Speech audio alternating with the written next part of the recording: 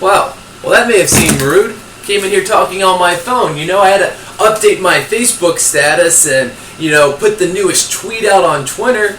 Also, I had to get on my Google Plus and say what was up to all my colleagues.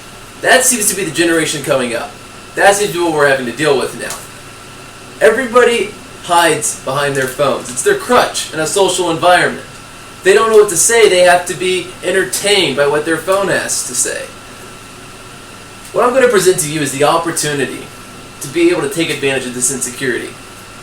The opportunity to jump into a multi-billion-dollar market. We've created applications before that are on a $1 million scale, and that's nice. But I'm ready to compete. I'm ready to play on the same game as these Goliaths we know of as MySpace, Facebook, and Twitter. What I'm presenting to you is called geographically based social networking.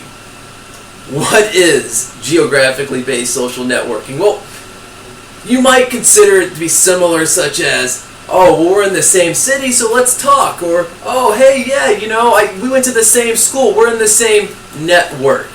Now, this is different. This is really different. This is going to be a live social networking. All right, social networking based on where you're at and what's happening at that moment. Now, how can we create an environment like that? How can we take advantage of this type of market?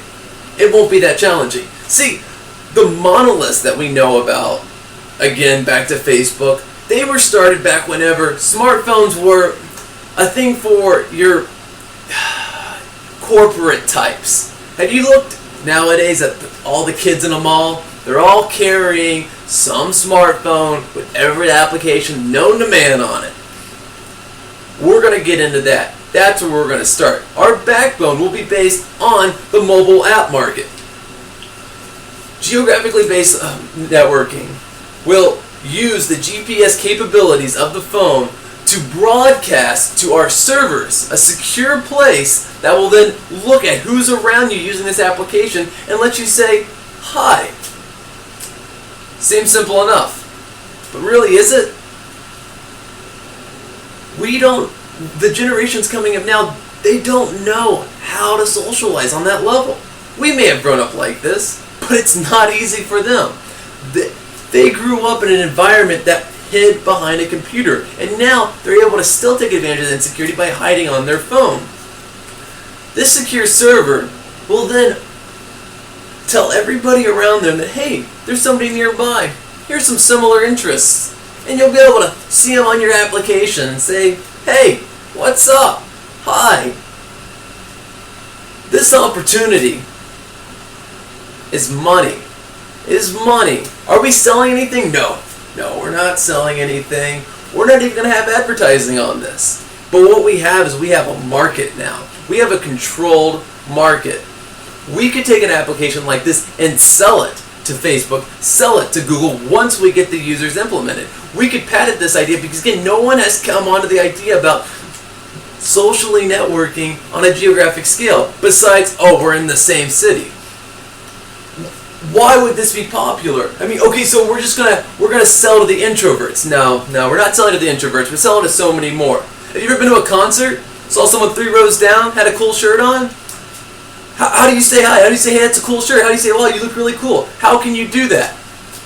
This application will allow you to do this. How about, oh, you're at a coffee shop, everybody's on their laptop, they're all kind of introverted out, hiding behind the old social networking back in the early 2000s, How can you talk to them? Oh yeah, you get on your phone, you pop out a little broadcast of everybody nearby saying, hey, what's up? Those little steps right there, that opportunity right there is gold to the introverts. It's gold to a generation that doesn't know how to communicate. How much would this cost? What would be the fees with this? Well, let's look at the fact that there's already the toolbox and everything set up through Android, iPhone, and Windows Marketplace to be able to create applications. Those are the 3 biggest operating systems used on mobile phones. How much would it cost? You would need a small team of about 5 to 10 programmers, maximum of 10, to be able to take on this simple of an app. Our biggest fear is going to be security. As long as one of our programmers focuses on this type of programming and make sure that we have a secure server that can't be hacked into, we have nothing to worry about. how do we sell this? How do we get people to use it? There are tons of magazines, all right? PC Gamer, all right? Windows, Max Magazine, even Android has their own magazine out that will all want to take advantage of this. All right, even photographer, computer programming, any of them. You can use any type of magazine because they all fall into that thing about being introverted, about hiding behind a medium. All right, people who are reading magazines, they're going to want to buy this. People who are looking up the newest application are going to buy this. And we can do these old school methods of being able to advertise our application, or we can just simply make a great app, get people to start using it by doing a small opening release at some public event, like, for example, using Comic-Con. Use something like Comic-Con where you have people throughout all the nation, all right, in one area. They're able to actually go there, download the application, try it out, and then walk around and be able to talk to all those people around them and see how useful it is. It'll spread like wildfire. Viral apps do not need advertising. So, am I telling you, yes, you would be able to spend a penny on advertising? Yes, I'm saying that. Am I saying that you're about to make billions of dollars? I'm also saying that also. What? Oh, your biggest overhead is going to be hiring some programmers? Sadly enough, yep, that's all I had to say.